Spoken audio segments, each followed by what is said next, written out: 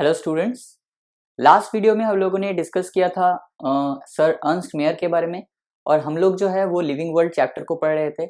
आज उसका third lecture हम पढ़ेंगे और आज के लेक्चर में हम बात करेंगे कैरेक्टरिस्टिक फीचर और डिफाइनिंग फीचर किसे कहते हैं, बेसिक डिफरेंस क्या है एक कैरेक्टरिस्टिक फीचर और एक डिफाइनिंग फीचर्स में, और उसके बाद हम लोग क्या करेंगे अलग अलग फीचर्स को पकड़ेंगे और उसके बाद हर एक फीचर को डिकोड करने की कोशिश करेंगे कि ये एक कैरेक्टरिस्टिक फीचर है या एक डिफाइनिंग फीचर है, राइट। तो सबसे पहले हम लोग जो बात करेंगे वो है कैरेक्टरिस्टिक फीचर, राइट। हम लोग क्या बात करेंगे,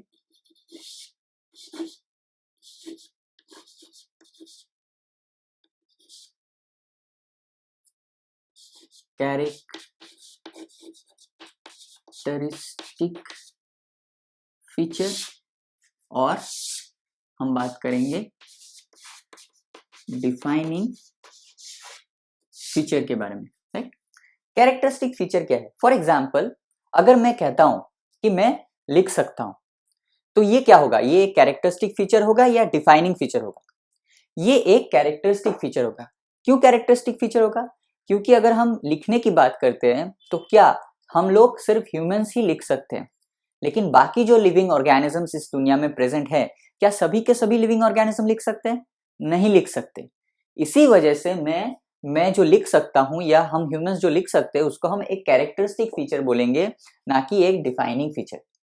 अब मान लो कि हर लिविंग ऑर्गेनिजम्स, इस दुनिया में जितने भी लिविंग ऑर्गेनिजम्स है उन्होंने लिखना स्टार्ट कर दिया, मान लेते हैं, हाइपोथेटिकली मान लेते हैं, तो तब क्या हम इसे कैरेक्टरिस्टिक फीचर बोलेंगे या डिफाइनिंग फीचर बोलेंगे? तब हम इसे डिफाइनिंग फीचर बोल सकते हैं। क्यों? क्योंकि वो फीचर हर एक लिविंग ऑर्गेनिज्म में प्रेजेंट है विदाउट एनी एक्सेप्शन, राइट। तो अगर हम बात करते हैं कैरेक्टरिस्टिक्स फीचर की तो हम लोग क्या बोलेंगे, any feature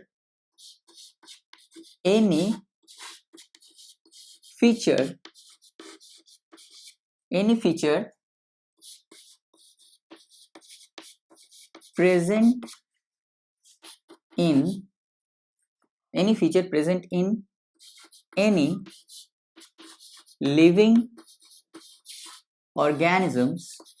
any living organism is called a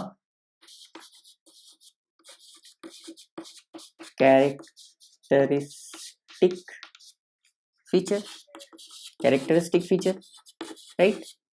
इसका मतलब क्या है, any feature present in any living organism. जैसे कि मैंने बोला कि हम लोग लिख सकते हैं तो सिर्फ ह्यूमंस ही लिख सकते हैं, ना कि सभी लोग लिख सकते हैं, right.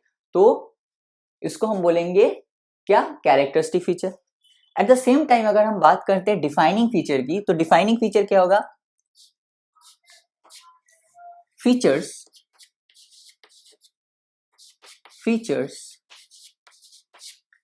present in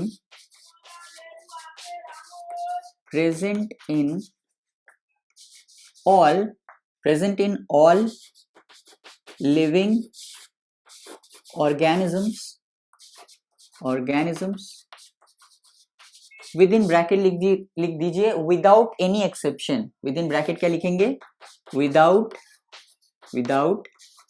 any what exception, without any exception, right?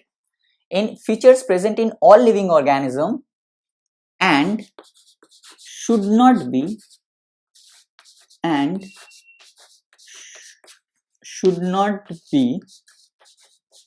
present in any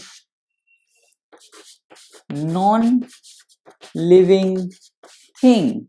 Should not be present in any non-living thing is called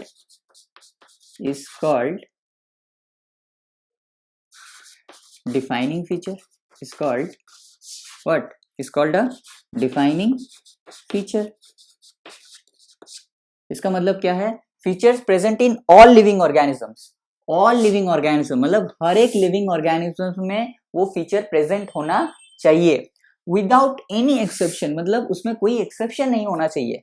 and should not be present in any non living thing, और कोई भी non living thing में वो character present नहीं होना चाहिए, तभी हम इसको क्या बोल सकते हैं, तभी हम उसको बोल सकते हैं डिफाइनिंग फीचर, राइट। और अगर ये रूल वो फॉलो नहीं करता तो उसको हम क्या बोल देंगे, उसको हम बोल देंगे कैरेक्टरिस्टिक फीचर, राइट। तो यही बेसिक डिफरेंस था कैरेक्टरिस्टिक फीचर और डिफाइनिंग फीचर, राइट। अब हम लोग क्या करेंगे, अब हम लोग एक के बाद एक अलग अलग फीचर को लेंगे और उसको अलग अलग से डिकोड करने की कोशिश करेंगे, देखेंगे कि ये कैरेक्टरिस्टिक फीचर है या डिफाइनिंग फीचर है, राइट, राइट।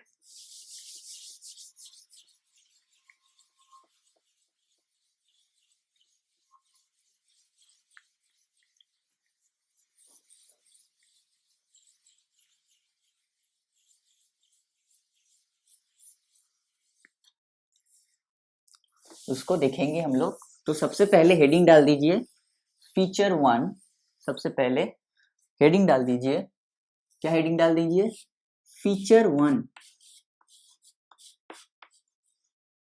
फीचर 1। और फीचर 1 क्या पढ़ेंगे हम लोग, ग्रोथ। सबसे पहले हम लोग क्या बात करेंगे, ग्रोथ की, राइट। सबसे पहले हम बात करेंगे किसकी, ग्रोथ की, राइट। तो अगर हम बात करते हैं ग्रोथ की, तो हर एक लिविंग ऑर्गेनिज्म जो है वो ग्रोथ शो करता है, मतलब तो इसका पहला फीचर क्या हो जाएगा, पहला पॉइंट क्या हो जाएगा इसमें, all living organism, all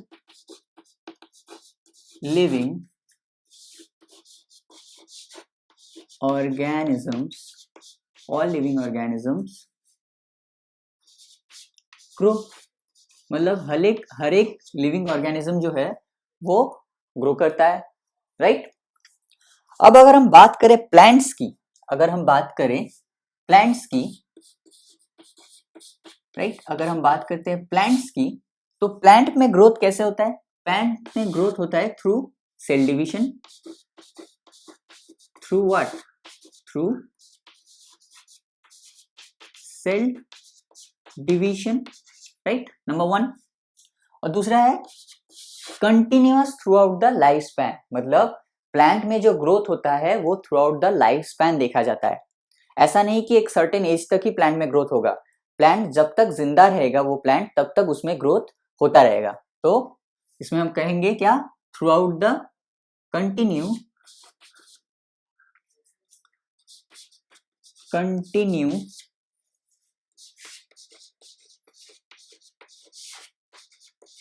throughout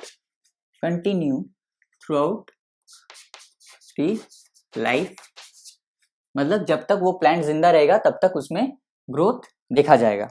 at the same time अगर हम बात करते हैं एनिमल्स की, इसको कॉपी में अच्छे से नोट डाउन कीजिए, जैसे जैसे मैं कर रहा हूँ वैसे वैसे अलग अलग कलर यूज करके इसको नोट डाउन कीजिए, राइट, क्योंकि एनसीईआरटी में इतना कॉम्पैक्ट फॉर्मेट में आपको आंसर नहीं मिलेगा, राइट। तो अगर हम बात करते हैं एनिमल्स की, तो एनिमल्स में कैसे होगा growth, obviously through cell division, इसमें भी कैसे होगा, through cell division, through cell division. लेकिन एनिमल में जो ग्रोथ होगा वो up to a certain age तक ही होगा। जैसे कि हमने देखा प्लांट्स के केस में, हमने क्या देखा कि through out the life, right, continue through out the life, मतलब थ्रू आउट द लाइफ जैसे ग्रोथ हो रहा है, एनिमल्स के केस में ऐसा नहीं होगा, but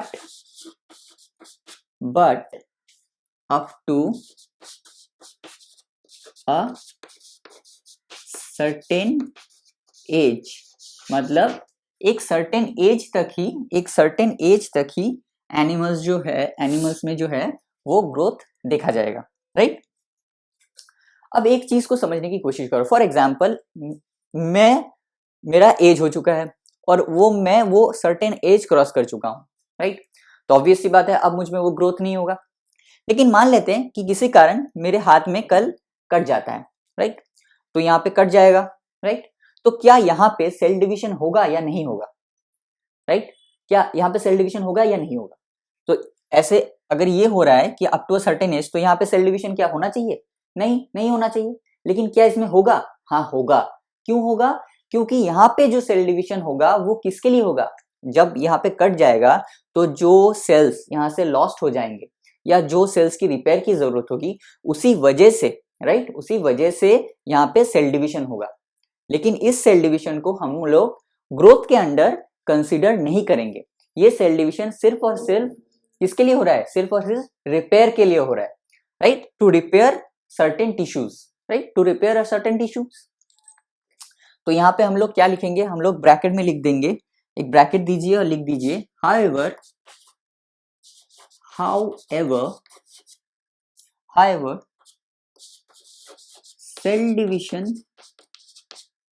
however cell division can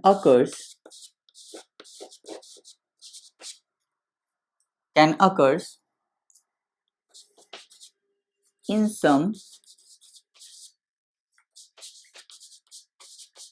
tissues to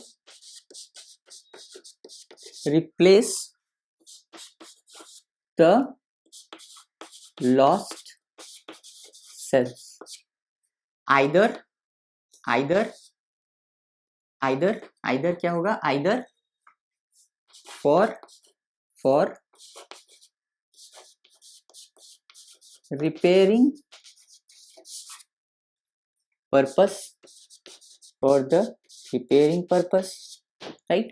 इसका मतलब क्या है, however cell division occurs in some tissues to replace the lost cells, मतलब कुछ टिश्यूज में सेल डिवीजन हो सकता है to replace the lost cells. जैसे कि मैंने बोला कि अब यहाँ जब कट जाएगा तो जो यहाँ से सेल्स लॉस्ट हो चुके होंगे उसको रिप्लेस करने के लिए यहाँ पे सेल डिवीजन होगा for repairing purpose, this is for repairing purpose. Cell division जो हो रहा है यहाँ पे सेल डिवीजन जो हो रहा है उसको हम लोग ग्रोथ के अंदर कंसिडर नहीं करेंगे, राइट।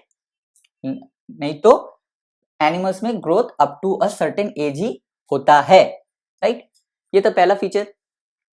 अब हम लोग बात करते हैं ग्रोथ की। अगर हम बात करें ग्रोथ की तो ग्रोथ में दो कैरेक्टर देखे जाते हैं, right. Growth has twin characters, right. It has what, it has twin characters, मतलब ग्रोथ में दो कैरेक्टर्स देखे जाते हैं। ट्विन का मतलब दो होता है, growth has twins characters, right, twins characters. Number one character क्या है, नंबर वन कैरेक्टर है इंक्रीज इन बॉडी मास या इंक्रीज इन मास, राइट। याद करो जब हम बचपन से लेके बुढ़ापे तक जब बड़े होते हैं या जब तक हम लोग बचपन से लेके जब तक बड़े होते हैं तो हमारा जो क्या इंक्रीज होता है, हमारा बॉडी मास इंक्रीज होता है, तो उसको हम क्या बोलते हैं, उसको हम ग्रोथ बोलते हैं, राइट। तो ग्रोथ का पहला कैरेक्टर क्या होगा, increase in body mass, increase in mass या बॉडी मास या increase in mass, increase in mass, this is called what, this is called growth. और दूसरा क्या है, दूसरा है increase in number of individual, increase इन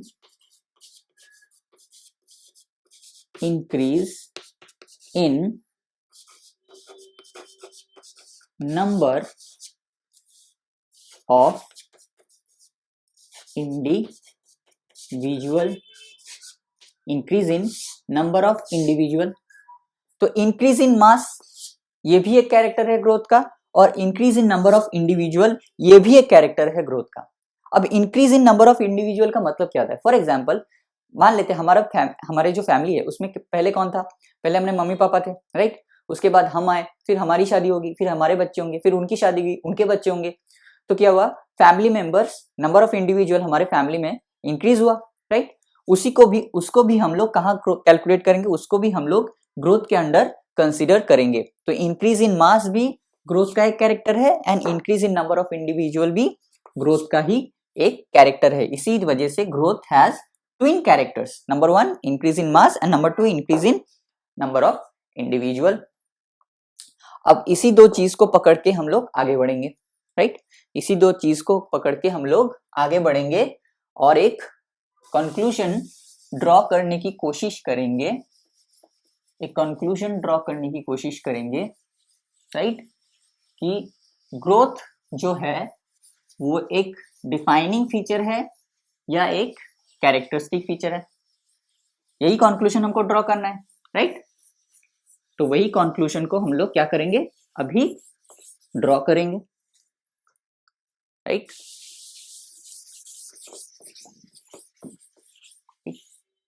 तो सबसे पहले हेडिंग डाल दीजिए, सबसे पहले हेडिंग डालेंगे क्या, सबसे पहले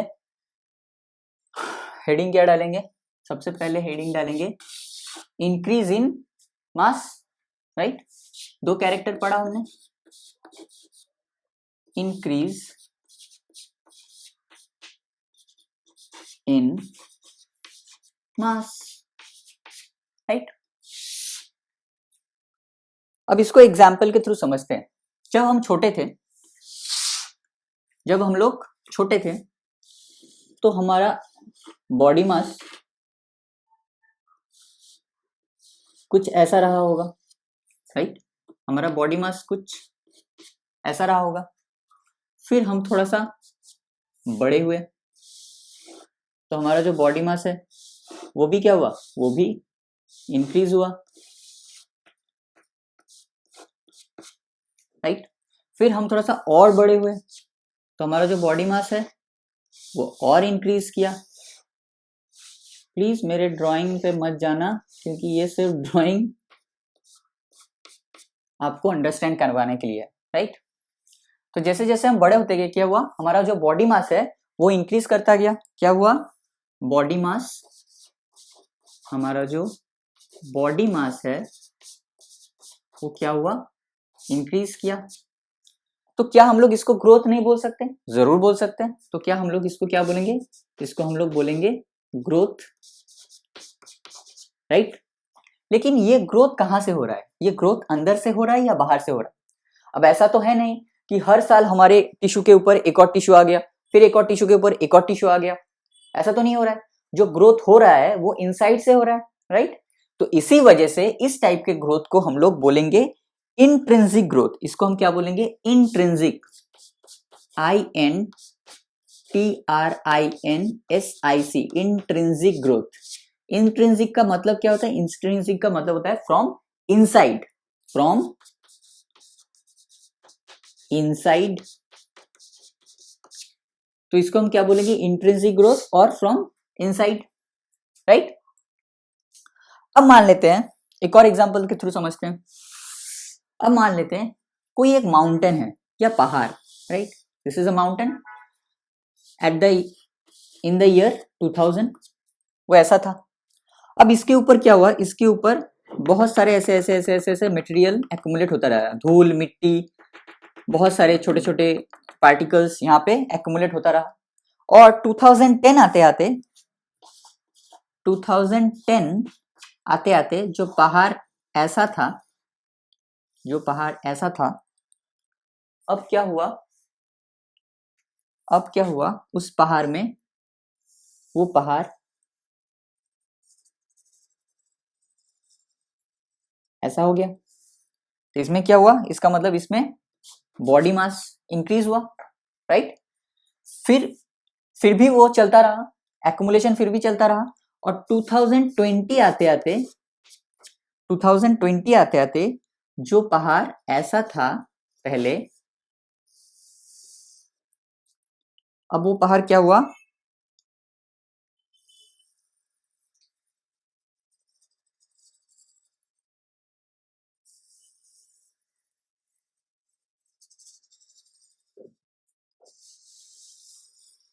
ऐसा हो गया, राइट। तो यहाँ पे भी बॉडी मास का इंक्रीज हुआ, राइट। तो क्या लिख देंगे हम लोग, यहाँ पे क्या हुआ, बॉडी मास जो है वो इंक्रीज हुआ।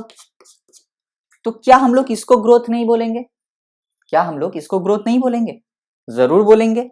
इसको भी हम क्या बोलेंगे, इसको भी हम लोग ग्रोथ बोलेंगे, राइट। लेकिन ये ग्रोथ किसकी वजह से हो रहा है, ये ग्रोथ हो रहा है एक्रीशन की वजह से। एक्रीशन एक वर्ड है, नया वर्ड, एक्रीशन। लिख लीजिए, उसका डेफिनेशन लिख लीजिए, accretion, ACCRETION,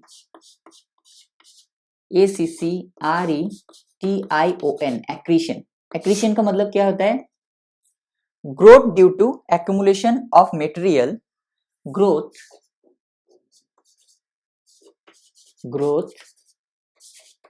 due to accumulation growth due to accumulation of material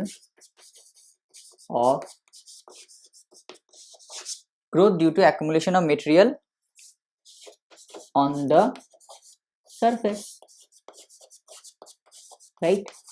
यहाँ पे क्या हुआ? accumulation of material on the surface. यहाँ पे accumulation of material हुआ कहाँ पे? माउंटेन के सरफेस पे, इसी वजह से ग्रोथ हुआ. तो this is accumulation of material on the surface. इसी को हम लोग क्या बोलते हैं? इसी को हम लोग बोलते हैं accretion. तो यहाँ पे ग्रोथ किसकी वजह से हुआ है? accretion की वजह से हुआ है. लेकिन ग्रोथ तो हुआ है ना, तो इसको हम लोग बॉडी मास तो इंक्रीज किया है ना, तो ऑब्वियसली इसको हम लोग ग्रोथ बोलेंगे, राइट? लेकिन ये ग्रोथ कहाँ से हुआ है? फ्रॉम इनसाइड और फ्रॉम आउटसाइड? ये जो सरफेस में एक्यूमुलेशन हुआ है, कहाँ पे एक्यूमुलेशन हुआ है? ये चीजें, पार्टिकल्स, ऑब्वियसली सरफेस पे एक्यूमुलेट हुआ है. तो this growth is from outside, not from inside. तो इस टाइप के ग्रोथ को हम लोग बोलेंगे एक्सट्रिंसिक ग्रोथ. क्या बोलेंगे हम लोग? Extrinsic, EXTRINSIC, extrinsic growth. Extrinsic growth का मतलब होता है from outside,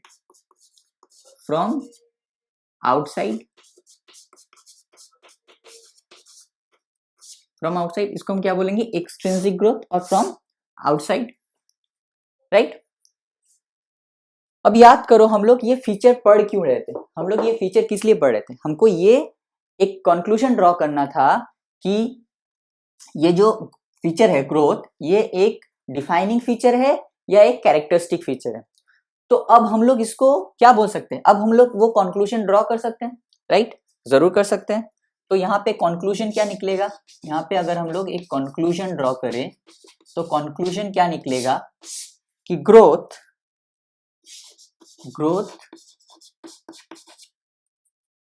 is a characteristic feature.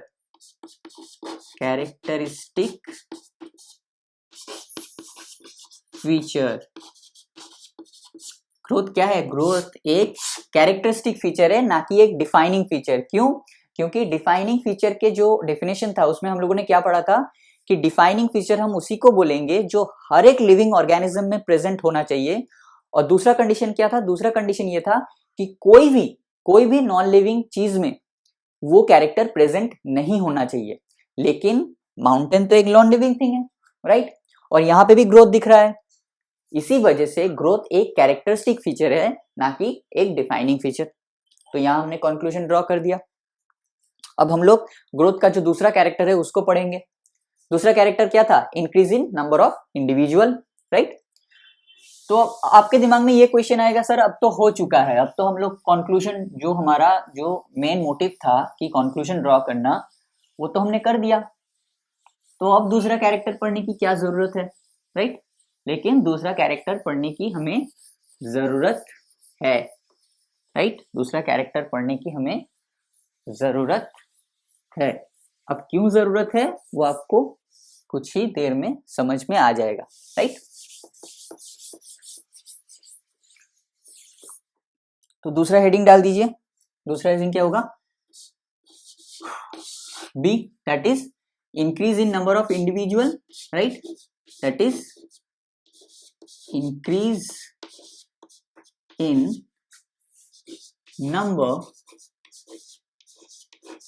number of what? Individual. Increase in number of individual, right? ये भी ग्रोथ का एक कैरेक्टर है, राइट? अब मान लो कि एक सेल है, राइट? ये एक सेल है, राइट? सिंगल सेल, और इसमें हुआ सेल डिवीजन. इसमें क्या हुआ? इसमें हो गया सेल डिवीजन. और सेल डिवीजन की वजह से ये सिंगल सेल डिवाइड करके दो सेल्स में दो सेल बना दिया, राइट? सिंगल सेल डिवाइड करके दो सेल बना दिया. तो सिंगल सेल से दो सेल फॉर्म हो रहा है, तो यहाँ पे एक था, फिर दो हो गया, तो नंबर ऑफ इंडिविजुअल इंक्रीज कर गया. तो इसको भी हम क्या बोलेंगे, इसको भी हम लोग ग्रोथ बोलेंगे। क्या बोलेंगे इसको हम लोग, इसको हम लोग बोलेंगे ग्रोथ, राइट। अब मान लेते हैं ये जो सेल है ये एक यूनिसेलुलर ऑर्गेनिज्म है। ये क्या है, ये एक यूनिसेलुलर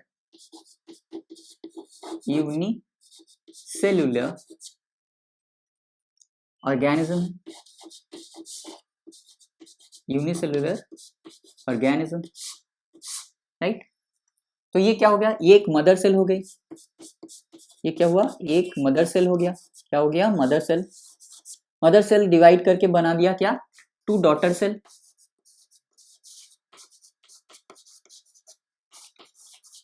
दो डॉटर सेल बना दिया। तो ये एक यूनिसेलुलर ऑर्गेनिज्म है, तो इसको हम क्या बोलेंगे, मदर सेल। और मदर सेल डिवाइड करके 2 डॉटर सेल बना दिया। तो जब एक मदर सेल डिवाइड करके 2 डॉटर सेल बनाता है तब हम उस प्रोसेस को क्या बोलते हैं, तब उसको हम क्या रिप्रोडक्शन नहीं बोलते हैं, जरूर बोलते हैं। तो इसको हम रिप्रोडक्शन भी बोल सकते हैं। क्या बोल सकते हैं, रिप्रोडक्शन भी बोल सकते हैं, राइट। तो यही कंक्लूजन हमको यहाँ पे ड्रॉ करना था कि यूनिसेलुलर ऑर्गेनिज्म में growth and reproduction both are synonymous. तो हम लोग क्या बोल सकते हैं, हम लोग ये बोलेंगे इन unicellular organism, in unicellular organism, in unicellular organism both growth and reproduction, in unicellular organism both growth and reproduction are what, synonymous,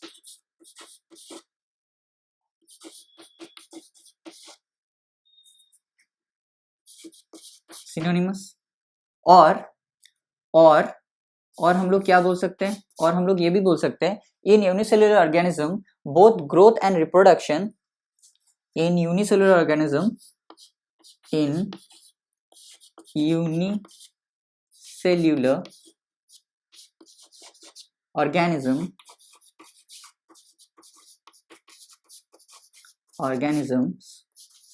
both growth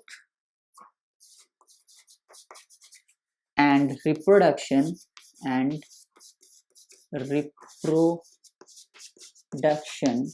both growth and reproduction are mutually inclusive event,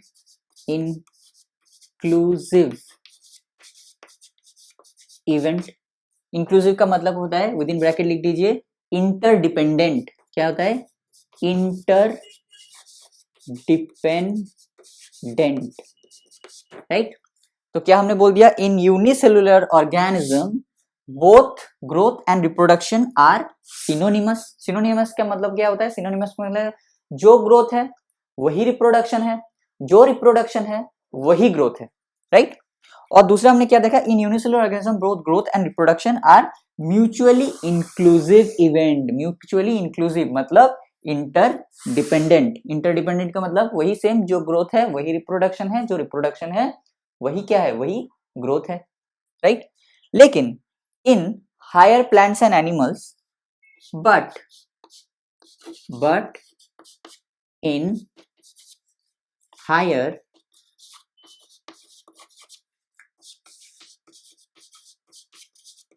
plants and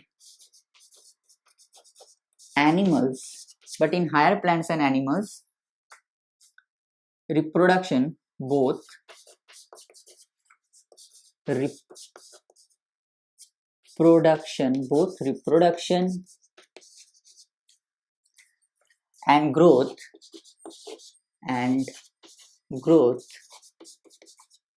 are mutually exclusive event, exclusive what, event। क्या है, exclusive with in bracket लिखेंगे हम independent, क्या लिखेंगे हम लोग,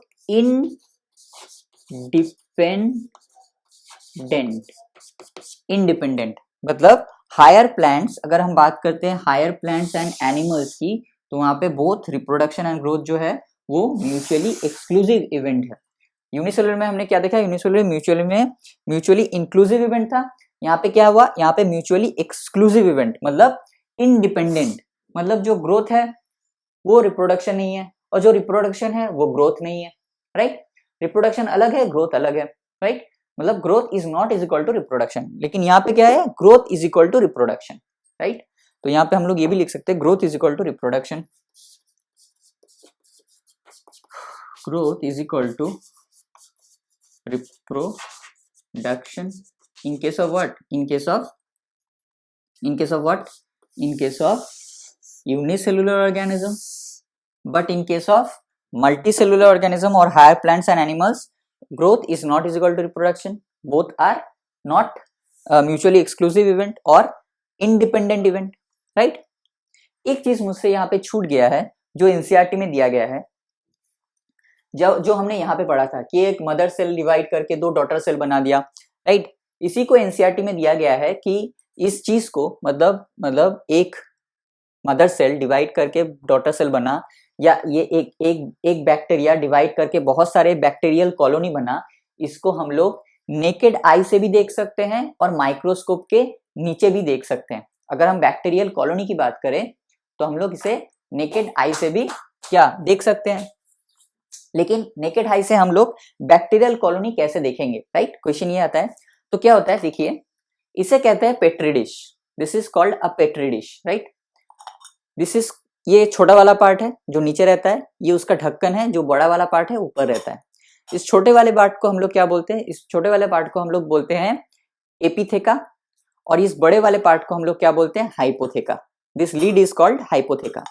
तो पहले हम लोग क्या करते हैं, पहले जब हम लोग लैब में काम करते हैं तो हम लोग क्या करते हैं, इसके अंदर हम लोग पहले एक एगर का सॉल्यूशन डाल देते हैं और उसके बाद एक बैक्टीरियल सैंपल को लाके यहाँ पे रख देते हैं और इसको ऐसे ढक्कन लगा के 24 to 48 आवर्स के लिए छोड़ देते हैं, राइट।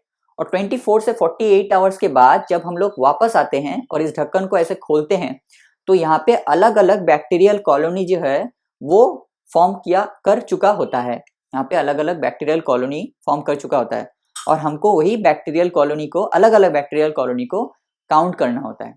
तो यही बेसिकली लैब में एक प्रैक्टिकल होता है। अगर पॉसिबल हुआ तो हम भी इस प्रैक्टिकल को कभी करने की कोशिश करेंगे, अगर पॉसिबल हुआ तो, राइट, जरूर करने की कोशिश करेंगे। ये बहुत इजी प्रैक्टिकल है, उतना ज्यादा टफ है नहीं, सिर्फ एगर का सॉल्यूशन लगेगा जो है मेरे पास, लेकिन थोड़ा सा टाइम कंज्यूमिंग होता है, राइट। तो इसको अगर हम कोशिश करें तो हो सकता है बाद में अगर टाइम मिले तो जरूर करेंगे। तो इसी का बात, इसी चीज की बात एनसीईआरटी में किया गया है कि अगर हमको नेकेड आई से अगर बैक्टीरियल कॉलोनी काउंट करना है, राइट, तो हम लोग इसको in vitro, this is called in vitro culture. दो टर्म होता है, एक होता है इन विट्रो कल्चर, दूसरा होता है इन विवो, राइट, जो हम लोग बाद में पढ़ने वाले हैं, राइट। इन विट्रो का मतलब अभी के लिए इतना समझ लीजिए, इन विट्रो का मतलब क्या होता है, इन विट्रो का मतलब होता है outside the body and in vivo का मतलब होता है inside the body. This is a in vitro culture. क्यों इन विट्रो कल्चर है, because this is outside the body, that is why it is called a in vitro culture. तो in vitro culture में जब हम लोग bacteria को इस petri dish में, देख लीजिए इसको पेट्री डिश कहते हैं, this is called a petri dish, right. इसको ऐसे ढका जाता है, राइट। लैब में हम लोग जब काम करते हैं तो इसी से काम करते हैं, राइट। तो this is called a petri dish. तो बेसिकली ऐसा ही होता है कि इन विट्रो कल्चर में जब हम लोग बैक्टीरिया को ग्रो करते हैं, बेसिकली उसका बैक्टीरियल कॉलोनी को, अलग अलग बैक्टीरियल कॉलोनी को काउंट करने की, राइट।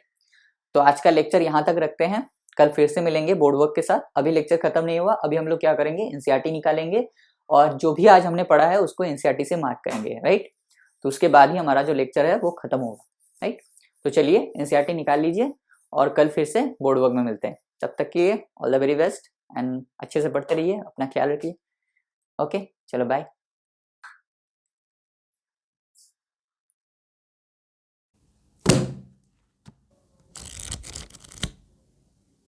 हेलो एवरीवन, तो चलो एनसीईआरटी से मार्क करना स्टार्ट करते हैं। जैसे कि आप देख सकते हैं, this is chapter 1 the living world, right. इसका इंट्रोडक्शन वाला पार्ट है, उतना ज़्यादा इंपॉर्टेंट है नहीं। यहाँ से बेसिकली चैप्टर स्टार्ट होता है what is living. when we try to define living we conventionally look for distinctive characteristics मतलब जब हम लोग लिविंग को डिफाइन करने की कोशिश करते हैं तो हम लोग कुछ कन्वेंशनली कुछ डिस्टिंक्टिव कैरेक्टरिस्टिक्स के ऊपर ही फोकस करते हैं। जैसे कि मैंने अपने इंट्रोडक्शन में कहा कि एक होता है कैरेक्टरिस्टिक फीचर, दूसरा होता है डिफाइनिंग फीचर, राइट। और उसके बारे में हमने बोर्ड वर्क में डिटेल में डिस्कस किया, उतना ज्यादा डिस्कस डिटेल में यहाँ पे है नहीं। इसी वजह से मैं कहता हूँ कि बोर्ड वर्क को और एनसीईआरटी दोनों को ही कंबाइन करके पढ़िए, तभी अच्छा होगा। फिर देखते हैं, आगे बढ़ते हैं। ऑल लिविंग ऑर्गेनिजम्स ग्रो, हमने पढ़ा। Increase in mass and increase in number of individual the twins characteristic of growth, ये भी हमने पढ़ा। मल्टी सेलुलर ऑर्गेनिज्म जो है वो ग्रोज बाय सेल डिवीजन, ये भी हमने पढ़ा। प्लांट्स में क्या होता है, growth through cell division and continuously throughout their life span, ये भी हमने पढ़ा। एनिमल्स में क्या होता है, growth up to a certain age, right. लेकिन कुछ कुछ टिश्यू में, जैसे कि यहाँ पे दिया cell division occurs in certain tissue to replace lost cells, कुछ कुछ टिश्यू में रिपेयर के लिए या replace the lost cells cell division हो सकता है, लेकिन उसको हम लोग ग्रोथ के अंदर कंसिडर नहीं करेंगे। फिर मैंने जो पेट्री डिश दिखाया आपको कि one can easily observe this in vitro और in vivo। in vitro का मतलब होता है outside the body and in vivo का मतलब होता है inside the body। in vitro culture by simply counting the number of cells under the microscope, तो हम लोग बैक्टीरियल कॉलोनी को भी काउंट कर सकते हैं, और हम लोग अगर एक पर्टिकुलर बैक्टीरिया को पकड़ के अगर काउंट करना चाहते हैं तो उसको हम लोग माइक्रोस्कोप के अंडर कर सकते हैं, right, simple. In majority of higher animals and plants growth and reproduction are mutually exclusive, ये भी हमने पढ़ा कि हायर प्लांट्स में और एनिमल्स में ग्रोथ एंड रिप्रोडक्शन जो है वो म्यूचुअली एक्सक्लूसिव है, मतलब इंडिपेंडेंट है, right. At the same time अगर हम यूनिसेलुलर ऑर्गेनिज्म की बात करें तो वहां पे क्या होगा, वहां पे growth and reproduction both are mutually inclusive event, मतलब दोनों ही इंटरडिपेंडेंट है। जो ग्रोथ है वही रिप्रोडक्शन है, जो रिप्रोडक्शन है वही ग्रोथ है। देखिए यहाँ पे बहुत छोटे छोटे लाइन में पूरा कॉम्पैक्ट दिया हुआ है। हमने बोर्ड वर्क में बहुत ज्यादा डिटेल में इसको एनालाइज किया है, इसी वजह से मैं कहता हूँ कि बोर्ड वर्क को बहुत अच्छे से देखने की कोशिश कीजिए, राइट। फिर हमने क्या देखा कि non living object also grow if we take increase in body mass as a criteria for growth, मतलब अगर हमने क्या देखा, ग्रोथ का दो क्राइटेरिया है, एक है इंक्रीज इन बॉडी मास और दूसरा है increase in number of individual. तो अगर इंक्रीज इन बॉडी मास को हम लोग एज ए क्राइटेरिया देखेंगे ग्रोथ की, तो नॉन लिविंग ऑब्जेक्ट्स जो है वो भी ग्रो कर सकते हैं, जैसे कि mountains, boulders and sand mounts do grow. However, this kind of growth exhibit by non-living objects is by accumulation of material on the surface, मतलब सरफेस में जो accumulation of material होता है, तो इसी को हम लोग क्या बोल दिया, इसको हमने बोल दिया accretion, right. In non living organism growth is from inside, ये भी हमने देखा। नॉन लिविंग ऑर्गेनिज्म में एक इंट्रिंसिक होता है ग्रोथ, एंड लिविंग ऑर्गेनिज्म में ग्रोथ जो होता है वो इंट्रिंसिक होता है फ्रॉम इनसाइड, और नॉन लिविंग में एक्सट्रिंसिक होता है from outside, right. So therefore growth cannot be taken as a defining property, जो कंक्लूजन हमने ड्रॉ किया कि ग्रोथ को हम लोग एज अ डिफाइनिंग प्रॉपर्टी नहीं बोल सकते। It is a characteristics of living और सिस्टम, मतलब ये कैरेक्टरिस्टिक फीचर है ना कि डिफाइनिंग फीचर, राइट। तो यहीं तक हम लोगों ने आज पढ़ा था और यहीं तक हमने एनसीईआरटी से मार्क कर लिया। एनसीईआरटी में देख रहे हैं कैसे छोटे छोटे बहुत ज्यादा कॉम्पैक्ट फॉर्म में दिया गया है, इसी वजह से मैं कहता हूँ बोर्ड वर्क और एनसीईआरटी दोनों को साइड बाय साइड पढ़ना जरूरी है, कितने इतना ज्यादा कॉम्पैक्ट में आपको समझ भी नहीं आएगा, राइट। जहाँ यहाँ पे अगर बात करें इनविट्रो कल्चर की, तो इनविट्रो कल्चर के बारे में बहुत ज्यादा डिटेल में नहीं बताया गया, लेकिन हम लोगों ने डिस्कस किया पेट्री डिश दिखा के कि कैसे वहां पे हम लोग कल्चर करते हैं। अगर पॉसिबल हुआ तो वो प्रैक्टिकल भी हम लोग करके देखेंगे, अगर पॉसिबल हुआ तो, राइट। अभी के लिए इतना ही रखते हैं, फिर कल मिलते हैं। चलो बाय, तब तक के लिए अच्छे से पढ़ते रहो और रिवीजन करते रहो, जितना भी अब तक जो भी पढ़ाया गया है उसको रिवीजन करते रहो और अच्छे से पढ़ते रहो, बस थोड़ा थोड़ा करके पढ़ते रहो, हो जाएगा, don't worry about it, right. और जैसा कि मैं कह रहा हूँ कि अगर आप 2025 में नीट देने वाले हैं तो ये चैनल आपका बहुत ज़्यादा हेल्पफुल नहीं होगा। अगर 11th का पार्ट करना चाहते हैं तो अलग बात है, लेकिन अगर आप 2026 में नीट देने वाले हैं तो ये चैनल आपके लिए बहुत ज़्यादा इंपॉर्टेंट फैक्टर प्ले करेगा, राइट। क्योंकि हम लोग 1 साल लगेगा हमको 11th कंप्लीट करने में और 1 साल लगेगा हमको 12th कंप्लीट करने में। तो चलो आज के लिए यहाँ तक रखते हैं, बाय, फिर कल मिलते हैं, बाय।